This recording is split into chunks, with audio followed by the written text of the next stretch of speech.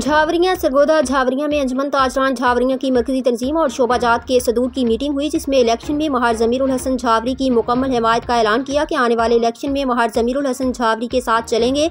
वो जिस ग्रुप की हिमायत करेंगे अंजुमन ताजरान उनके साथ होगी। इस मौका पर सदर अंजुमन ताजरान झावरियां मोहम्मद अकील अहमद ने तफसीलात बताते हुए कहा। रिपोर्ट जफर अब्बास, तहसील रिपोर्टर शाहपुर झावरियां।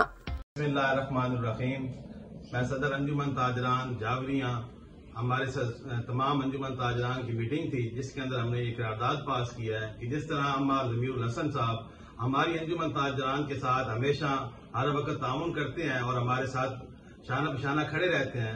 आज इस मौका पर इलेक्शन के दौर के अंदर हम भी हमारे ज़मीरुल हसन के साथ शाना बशाना खड़े हैं।